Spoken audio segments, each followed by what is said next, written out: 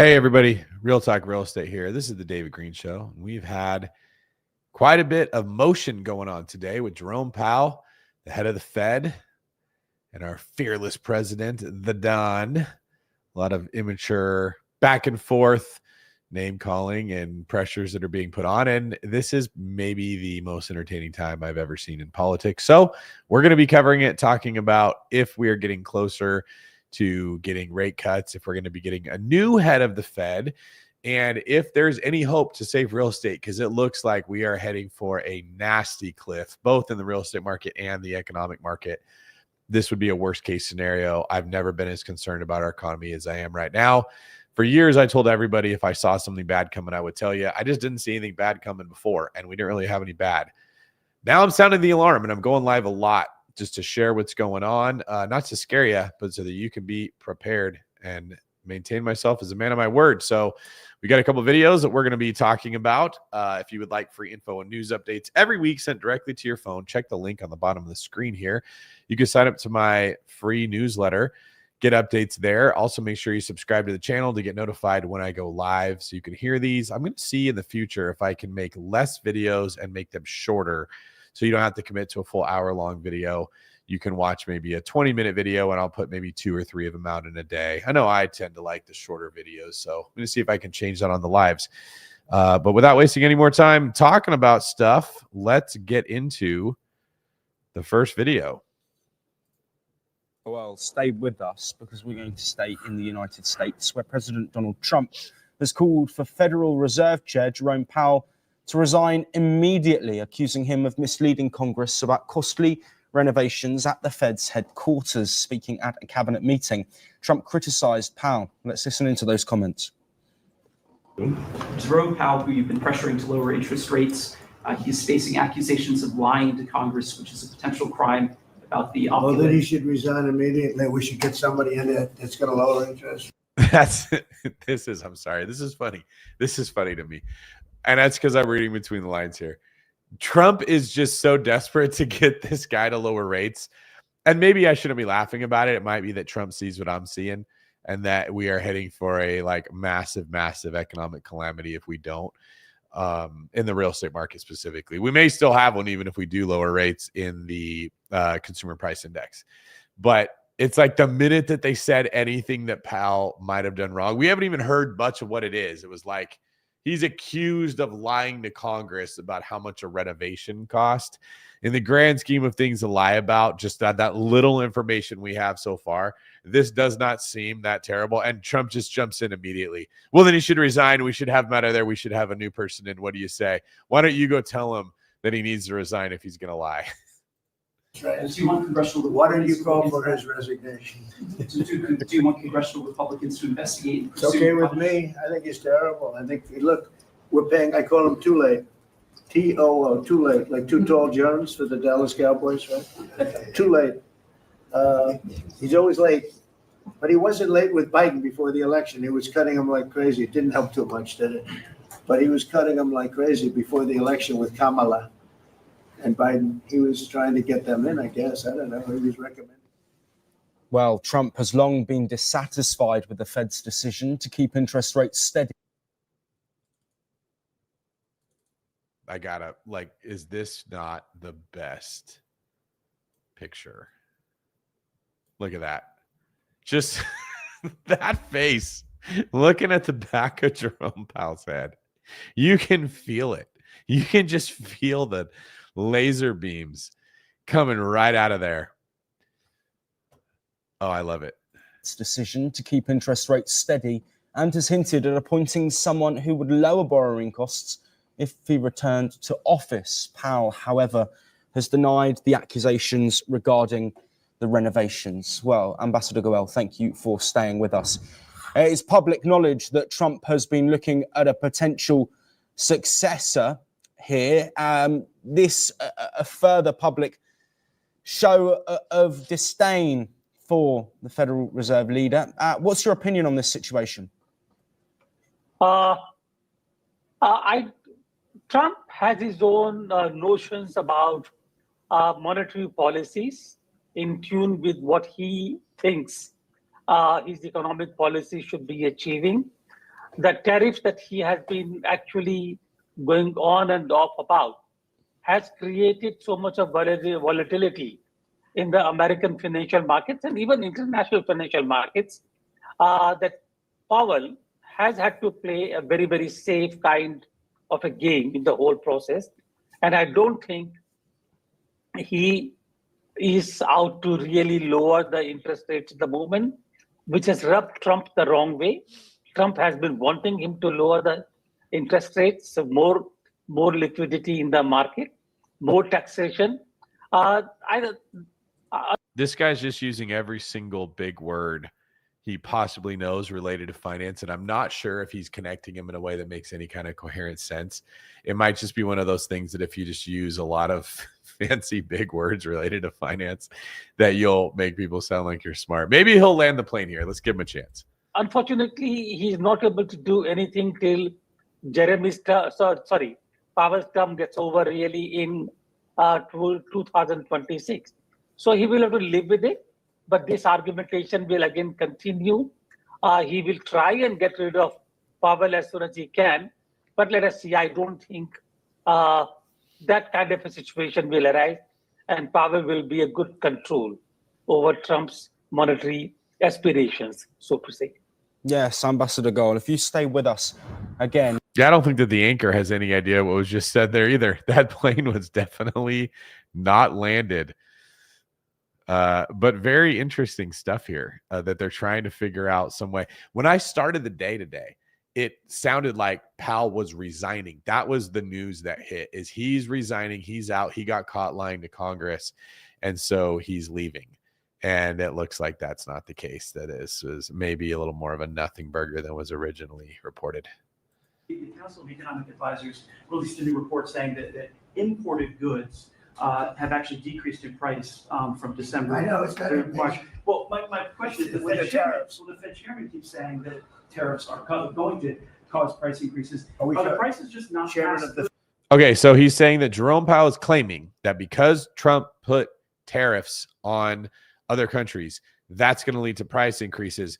And he's using this as the excuse to not raise the interest rates because lower the interest rates because lowering the interest rates makes things more expensive. And so if tariffs are also making things more expensive, in Powell's logic, you have to have pressure to push prices down, which is high rates, because tariffs are trying to push them up.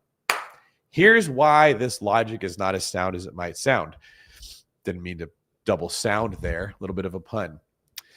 It is conventional wisdom that putting a tariff will raise prices, and here's why. When a company has to pay extra money to import things from somewhere else, they typically would pass that cost off to the consumer. That is not something they have to do. They can choose to make less profits, to pay less wages, to operate more efficiently, to sell other things to make up for that. They have a lot of things they can do. The financial imbeciles that are out there have been screaming like this knee-jerk response that tariffs will immediately mean everything becomes more expensive. And in a shocking twist of events that me, myself, and everyone else, I don't think we saw coming, prices have not indeed gone up like they were supposed to. What has happened is America has collected revenue from these tariffs to the tune of several $100 billion over the period of the year. That's incredible. And you don't hear any of the people that were screaming about how this is going to destroy the country slinking back with their tail between their legs and saying, I was wrong. Now, if this turns around and things do get more expensive, they will all scream and make a big scene and say, Trump is trying to ruin everything. It's just odd how there was so much talk that I was an evil person because I reported on this without saying that tariffs might destroy the economy. If you were watching, you heard me saying they could. They might not either.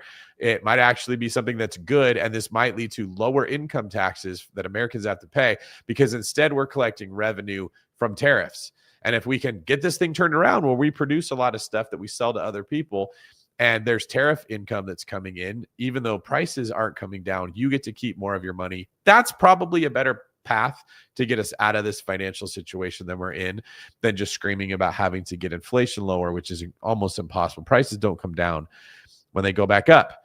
And we're hearing a little bit about how even though we put tariffs on prices, You haven't seen inflation. It's not making everything crazy expensive. And Trump's claiming through his cabinet members is it's because these other countries were ripping us off so badly that they just lowered the price of what they're selling to the other companies. So the companies don't have to increase their prices because of the tariffs. That basically the other countries are making less profit and we're still collecting more revenue. We won, and the companies that are buying these goods don't have to raise the prices. We won there too. And it's looking really good so far. We don't know how things are going to play out. And so Trump's saying, hey, man, we don't have increased prices from these tariffs. I need you to put these rates down before the country stalls to a grinding halt. The Fed, Yes, exactly. well, Are the you prices- do a better job than him. Are the prices just not passed through yet? No, I think what's happening is everything's evening out. You know, when we charge, see, what people don't understand, the other countries have been charged. Isn't this a much calmer Trump than what we've had in the past? I mean, compare this to his first presidency where he was just firing off at everybody, and now he's responding like this. Almost every country charges us tariffs. We had deficits with everybody for years, for decades. And we were like this big monolith that made bad deals with everybody. We rebuilt South Korea and we stayed there. It's okay, we rebuilt it and we stayed there. And they pay us very little for the military. I got them to pay billions of dollars, and Biden then canceled it when he came in. I said to South Korea, as an example, we give you free military, essentially, very little. And I think you should pay us $10 billion a year. And they went crazy. But they agreed to 3. So I got 3 with a phone call. And I was satisfied. I said, but next year we have to talk. And then we had a rigged election and we never got to talk. And you know what Biden did? They probably went to him and they said, listen, Trump treated us terribly and we shouldn't be paying anything. And he cut it down to nothing. So that's what happens. It's ridiculous. That's the other thing. We're talking to countries about contributing to the military, not only just paying more in NATO, but contributing. We have 45,000 soldiers in South Korea. We have 45,000 soldiers in Germany, 52,000 actually. And that's a huge economic development for them. That's tremendous amount. That's like having a city. That's tremendous money for them, and it's a tremendous loss for us. So we're talking in a very nice way. We're talking to them about it. It's very unfair. We supply the military to many very successful countries. I mean, South Korea is making a lot of money, and they're very good. They're very good, but they should be paying for their own military. Yes, they should be. All right, we got Turns Taco says, let's go, David Greene. Welcome. Thanks for being here, man, and love your Spartan logo. And $1 billion, Dr. Evil style.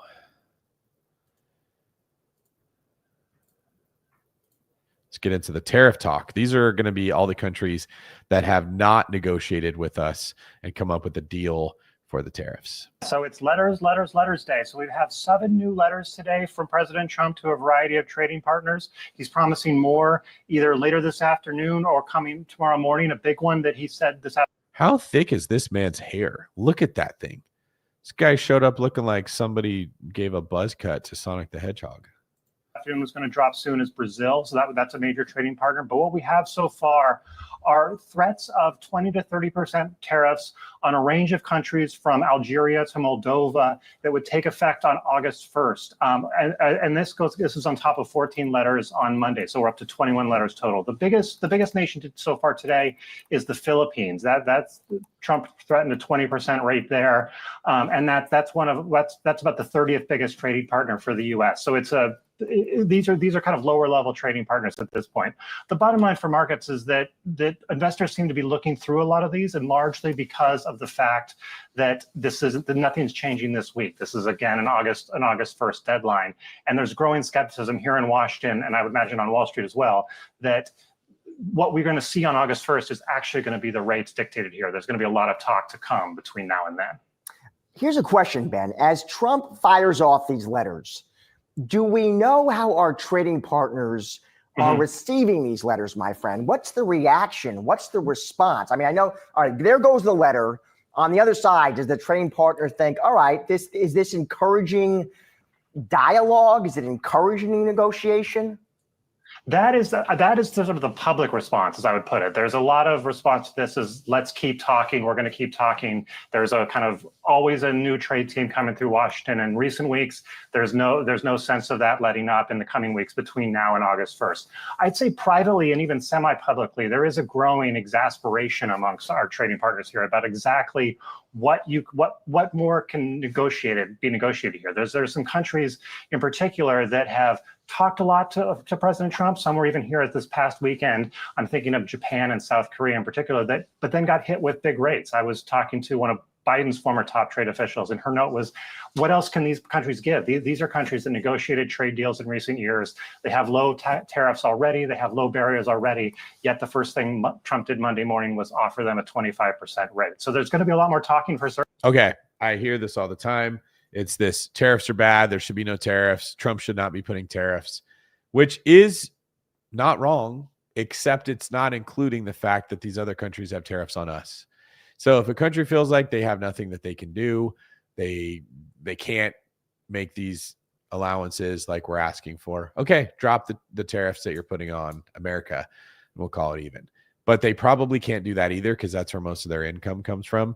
A lot of the time, these are countries where a significant portion of their population isn't working. And so they don't have everybody in the country producing wealth. This is what made America great. You asking me? Not that you can ask me, but let me know in the comments what questions you have. I will answer them. I think we became great in part because, well, World War II sort of had the world destroy itself, and we stepped into the very end and didn't have to take that many damages compared to everybody else. So we were at the forefront of the rebuilding, but everybody in our country was working. We had a great work ethic in America and built ourselves into world power because everyone grabbed an oar and they were all rowing on the boat. And now you're seeing that not everybody in the country is doing that. There's a lot of people just that don't work but feed off the system. Some of these other countries that we're talking about have people that just don't contribute. They don't contribute to income. They don't contribute productivity. They don't contribute with productivity. And so they need these tariffs coming in from us to pay their bills, and their politicians don't have a backup plan. They don't know what to do if they can't rip off the United States to pay their bills. And they're going to have to go get their citizens to kick it up a notch and start working more. And they don't know how to get to that point. And so they're sort of frozen in fear. And you're going to see that we're going to hear about what President Trump is proposing to do. And it's going to be painful for them. And it's going to force them to have to kick their butts in gear, much like I think a lot of our country needs to follow suit.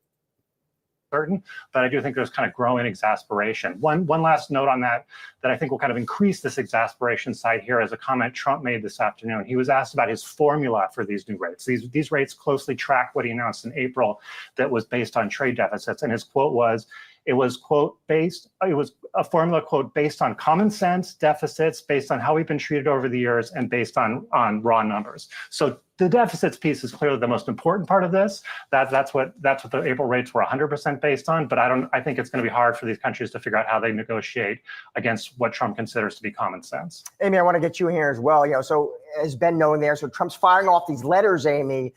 The markets seem to be kind of shrugging this off. I mean, I have Greene across my screen here. You're absolutely right. And when we look at the VIX and we look at that kind of psychological sub 20 level, very low realized volatility, I think essentially what investors are pricing is definitely that look through. And also the idea that the taco trade is in full force. We're very, very different now from where we were in terms of paradigm during April 2nd. And I think this just becomes another hurdle where investors are like, look, been there, done that. We know what happens. They're going to be looking for tangible dates, which arguably continue to get pushed out. And if that is true, then it's very hard for volatility to hang its hat on anything. Let me start with why the president focused so much on trade early on in the administration. And that is because for decades, we have had leaders in this country that have been willing to ship a lot of our industrial base abroad. And the president recognizes that you cannot be a leading global power if you do not manufacture domestically. So it is not just about jobs. It is. Well, that sounds logical. You actually have to have people in your own country working and producing things and creating wealth in order to be a leading global power. You can't just ship it off to other places. Let me pose this conundrum in another way. We've decided in our country slavery is bad and we don't want it. Amazing thing. Very glad that that happened. Well, why is it okay that we can ship the slavery to other countries and make them perform slave labor and then bring those items over to our country and enjoy them and get to think, well, we're not bad because we don't have it, but you can have it. And you're incentivized to have it because you have to have it so we can get cheap stuff, but we don't have to feel bad about ourselves.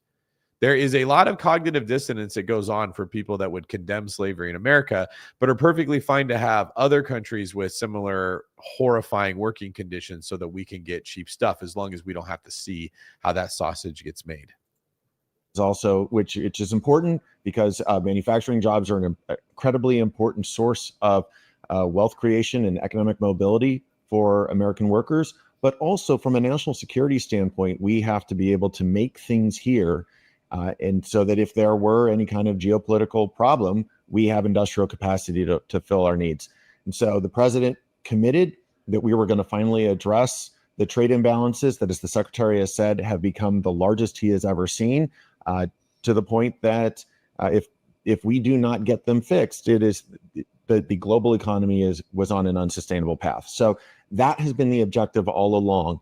And the president took bold action back in April on Liberation Day and gave nations around the world an opportunity to come and negotiate with us to address longstanding tariff and non-tariff barriers. So it's not just the tax that they apply to products and services that come in from the United States, but it's also the restrictions they put on business activities, what we call non-tariff barriers. And I think what you've seen is there are a set of countries who have come in and been serious about negotiations with the United States government, the U.S. Trade Representative, Commerce, and Treasury. And those are continuing to occur. You've then seen other countries that have not been as forthcoming or not as willing to address some of these longstanding issues for which the president is sending them letters. So I think it's not per se that he's frustrated with the process overall, but for countries who I think heretofore have not been serious about addressing some of these longstanding issues, president has sent them letters notifying them of the outcome. So it sounds like we could still see a combination of deals and letters. That's right. There are still negotiations for those countries that are still engaging in good faith negotiations. There are still opportunities to strike deals. The Federal Reserve is closely watching these trade negotiations and the impact that tariffs could have on inflation. So far this year, inflation has remained benign, and the Council of Economic Advisors is out with a brand new report that shows that there has been zero inflation so far from tariffs, and prices have actually dropped. We looked at PCE back in May, and we didn't see that. What would you say to the Fed about waiting to cut rates? So what I would say, first of all, is that inflation is at the lowest level that. If you guys have ever wondered what a softball question is like, she couldn't have teed this guy up. I mean, it's like he wrote this down and said, ask it to me this way, because this is what I really want to say to the Fed. It's been at in 4 years. And if you look at our interest rate environment compared to other places around the world, there seems to be cause for bringing interest rates down. Now, again, I want to be careful because, at Treasury, we stay in our more fiscal policy lane, and the Federal Reserve conducts monetary policy. But I think one is hard pressed to look at the data and come to the conclusion that we are in an environment where inflation is a significant challenge to the economy. I think the economy would be much better served by reevaluating the current policy determination of where interest rates are currently at, given the fact that, as you said, we have strong evidence in the data that we are not seeing inflation. To the extent that we see it, it's primarily been in housing, and we know that housing inflation occurs with a lag. So I think that the economy would be well served by the. I don't know where these guys are looking that they're seeing housing inflation. I mean, maybe a couple markets, but I think the housing market is anemic right now and is in big trouble. The Fed taking another look and identifying whether it truly is currently in the right spot on interest rates. Well, speaking of the Federal Reserve, the president called again on Fed Chair Jay Powell to resign immediately during the cabinet meeting on Tuesday, and then turned to Treasury Secretary Scott Bessent and said, "I like you better." At the same time, we saw a report out this morning that the current chair of the Council of Economic Advisors, Kevin Hassett, looks to be one of the favorites as well, Bessent on the short list. Has the interview process started for the next Federal Reserve chair? And what can you tell us about who is most favored right now? So what I would say is that the president talks to people all the time. So rather than saying that there's a formal interviewing process, just as he did when he was filling out his cabinet, which we have, the reason that this administration has been able to accomplish so much is because of the extraordinary talent that the president has selected to be part of his cabinet. And so he is constantly getting ideas from people. And as we saw, he cast a wide net. He talked to a lot of people, and he is going to, I presume, do the very same thing when he is picking the next Fed chair. He is going to cast a wide net. He's going to talk to a lot of people, and he is going to pick, I know, a fantastic new Fed chairman. Beyond that, I can't say that I've seen a short list or know who exactly is on that list, but based upon how well the president has selected people to serve in his second administration, I have no doubt that he will find us a fantastic next Fed chair. And does the administration want Fed Chair Powell to step down from the Fed Board of Governors after his term is up as chairman in May of 2026? It has traditionally been the case that when a Fed chairman term ends and they're no longer going to be chairman, that they don't stay on the Board of Governors. I presume, I would hope that Chairman Powell follows tradition along those lines. The big, beautiful bill, now law, signed on July 4th. How many jobs could we see created from this bill, and how much could it boost GDP? Right. So the law that the president signed last Friday. If you're hoping that our country and economy does not plunge into a recession, this is what you need to be following. The big, beautiful bill is our best shot that I've seen.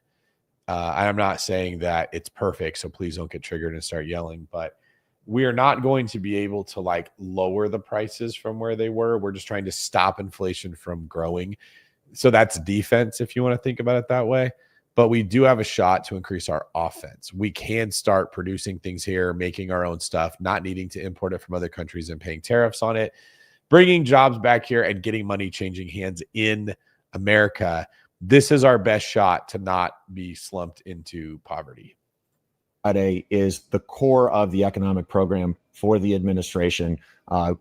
Critically important that we extend the 2017 Tax Cuts and Jobs Act, as well as implement a number of new pro-growth tax initiatives. So no tax on tips, no tax on Social Security, no tax on overtime, the immediate expensing of capital equipment purchases, the immediate expensing of factory construction, the R&D tax credits. All of these are going to be boosts to growth. But most importantly was making sure that we didn't have a $4.5 trillion tax increase go into effect in December, which is what would have happened had this legislation not been signed by the president. So the most important thing, and as a result of that, we are going to, as well as with the trade activity that we were discussing earlier, as well as the deregulatory agenda of the administration, we are creating an environment where capital around the world wants to come into the United States and be put to productive use. So we are going to see enormous job opportunities for the American people as a result of all of this investment that's going to be taking place, because we are fixing and extending the tax system here in the United States. So there's enormous potential for there to be both significant increases in employment opportunities as well as job opportunities. Because again, when we're building construction jobs, when we're creating manufacturing jobs, when we are identifying new avenues of investment in the private economy, that is where productivity improvements come from. It is not from government. It comes from growth in the private sector. And so by unleashing capital in the private sector, by improving productivity, we are going to see the opportunity for enormous wage gains for the American people.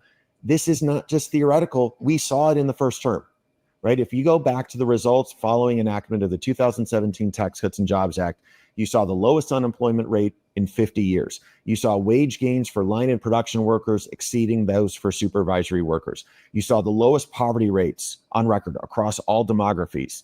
So by providing certainty, by providing permanence to those tax components that we put in place back in 2017, we are going to maintain and extend the economic record that served the American people so well in the first Trump term, and as the president said, unleash a golden age. To your point on wage growth for blue collar workers is the highest in 60 years. You pointed to we're going to have 100% expensing for factories, capital plant and equipment, which will be permanent. So what kind of upward wage growth could we see, not just for blue collar workers, but for Americans overall? Right. So we have already seen that the first 5 months of this administration have seen the highest increase in real wages for the first 5 months of any presidency. And that's because there's already, in anticipation of this tax package coming together and recognizing the deregulation that's taking place, there has already been investment being made in additional workers and retaining talented Americans in the workforce.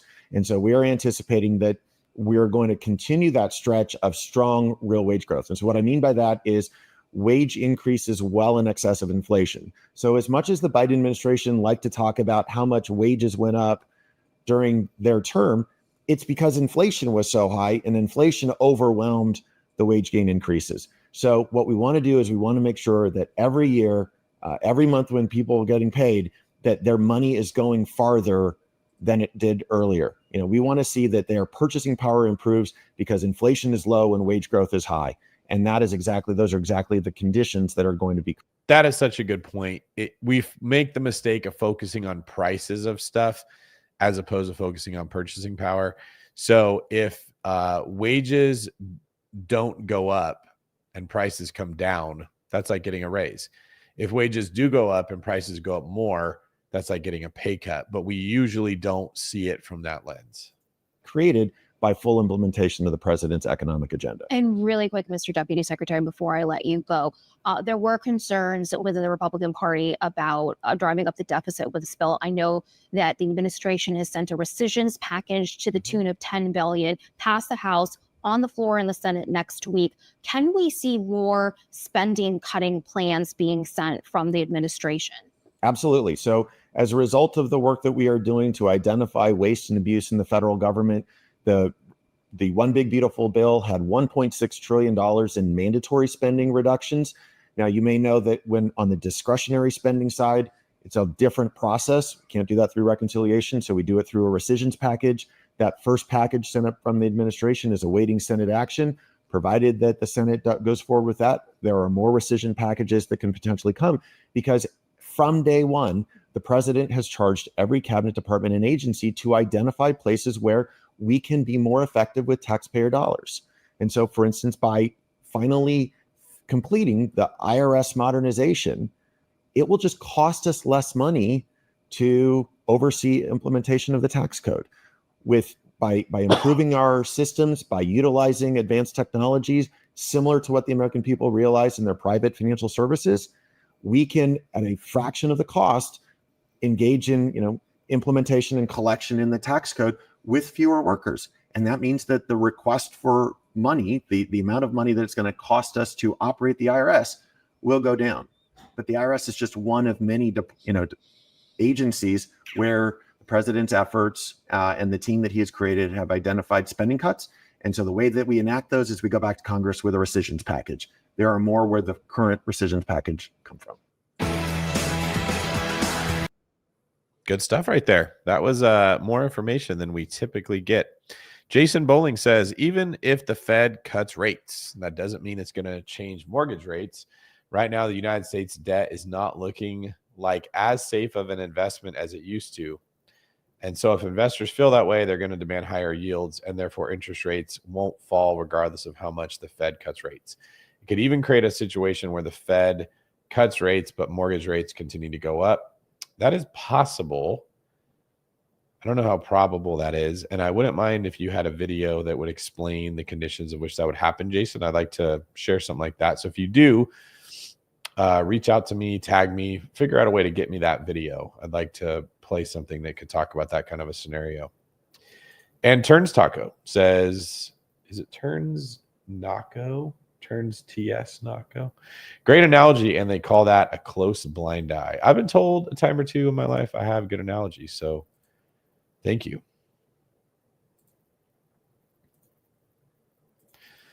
And if it wasn't already funny enough. I think he's terrible. I think, look, we're paying, I call him too late. He's always late.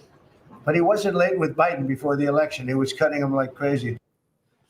President Trump cheering a new White House report showing that tariffs have not caused inflation. He's posting on Truth Social, quote, someone should show this new study to too late. Powell, he goes on and finishes with cut interest rates, Jerome.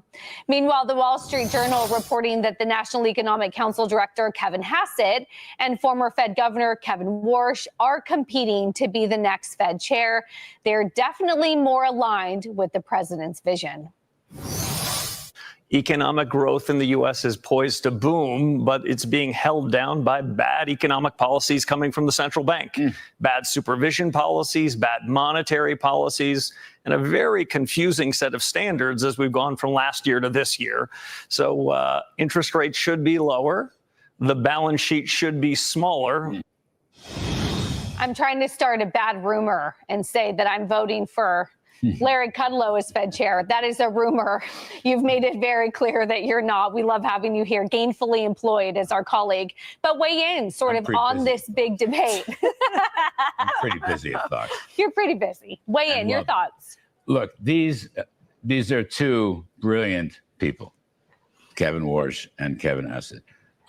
They are also dear friends of mine. By the way, I believe the president, when he mulls through this, and he's got a couple names in his mind, and I think the stories that are coming out are fairly accurate. But I think Scott Bessent will be part of that mix when the president makes his final decision. I'm not saying yes, no. I think any of those guys will go in and really shake up the Fed. Okay, they will try to do to the Federal Reserve what Mr. Trump is doing to all the other agencies, and the deep state is going to have a big problem. You got to change.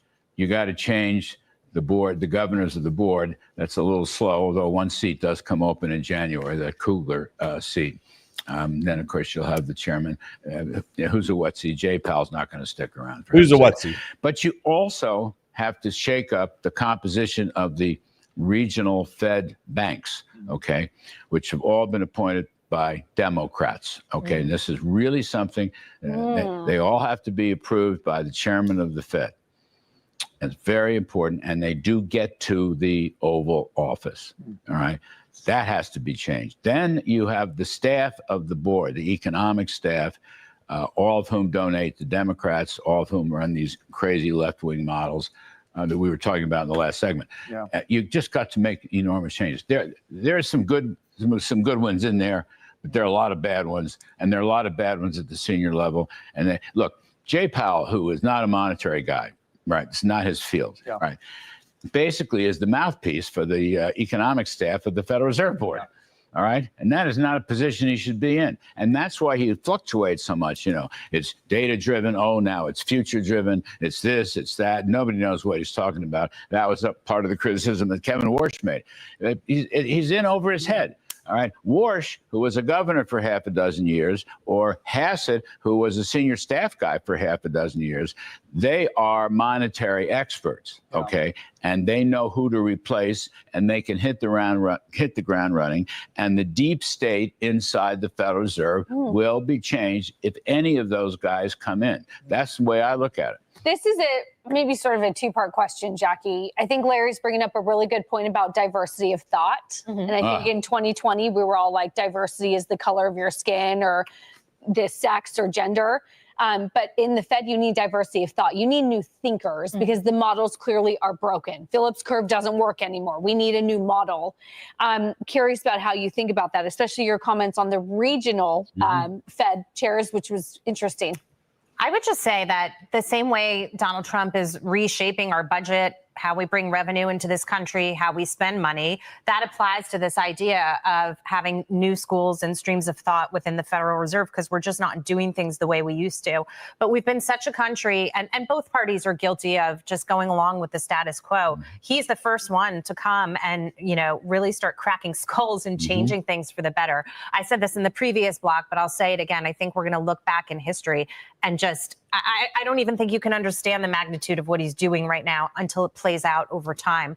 And so, there is the deep state is entrenched everywhere. They will resist. They will continue to resist. They'll continue to take him down and make it as hard as possible for him to do what he needs to do. But I think he's shown us in 6 months' time, essentially, that he's going to do it no matter what, and that systems will change. And so I see this taking new shape. And it's also what is beautiful about our democracy and our country, that we have pendulum swings, that we can go one way and realize that we've made a mistake and come back and, correct the error of our ways in another 4 years. Listen, the president of the United States has the right to put in somebody at the Fed and chairman and governors and Reserve Bank presidents to implement his policies.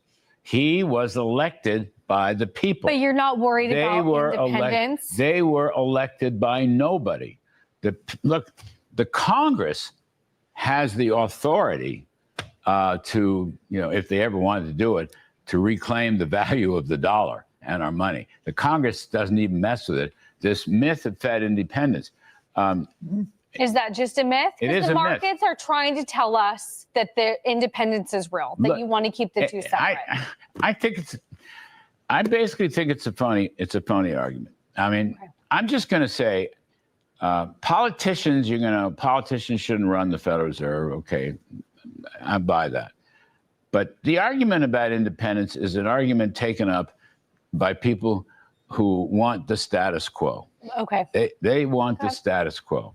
I want perestroika. I want to go in, take out the deep state, have enormous reforms, have different personnel, start to deregulate the economy. Remember, the Federal Reserve has very important deregulation functions with respect to the banking system and the entire financial system. And by the way, the Fed is too damn powerful. Well, it's okay. Well, can I just finish this? They believe they run the country and the world. Yeah. Well, that's not what their mandate really is, to keep the value of money stable. This poor guy's trying to get a word in, has no chance. As in a gold or commodity price rule, and make sure the inflation rate is low. Skate in your lane, Jerome Powell. Yeah, well, I mean, they think they're all. I mean, here's this guy. Wait, just for 1 second. He's getting up there now. He's making speech. He is actually arguing against the president of the United States. Yep. Who elected Jay Powell? Right. Remind me of that. No one. Oh, wait a minute. Who elected Donald Trump? He won the popular vote. Yeah. All right. Second point I want to make is Powell's getting up there talking about tariffs and trade policy, which is not part of the Fed's remit. Yeah. Since when did somebody say you're in charge of tariffs? Since when did somebody say you should weigh in on? I mean, you want to make a deal with the European Union? Honestly, where is this just crazy? The other point that Trump makes, all these other central banks have been cutting interest rates. The average interest rate for the big countries, Europe, Canada, China, even Japan, it's about 2%. What are we doing at 4.5%? The inflation rate is 1.5% since January at an annual rate. And the studies show that these goods. A 2-year at a 387. What's he looking at? Right. And he gets up and gives speeches. He just did another one in Portugal, wherever it was. I don't know. Someplace in Europe. He gives a speech, and all these little central bankers go applaud. Oh, nice going, Jay. Nice going. You should fight Trump. That's because they don't like Trump. Okay, so I want to send them that, I want that's another picture. I want to link it in and as a text message of those B2s flying over around. Oh, you're sending it to them too? Yeah, I think I'm going to send it to the central bankers as well as the trade negotiators. Can I take 10 seconds to emphatically You only have 10. Larry, yes, great. But also say, if you want real change, the remit of the Fed right now is prices, but it's also unemployment. Yes. And they've got to get rid of the second piece. I know. Because that's where all the politics come Or from. look at it this way, Brian. If they get the first piece is price stability. Okay? Yes. All right. If you get the first piece right, the second piece falls into place. Yeah. This Okay. is what I agree with that. There are two Fed heads in my time going way, way, way, who understood this and talked about it. One was Paul Volcker, Yeah.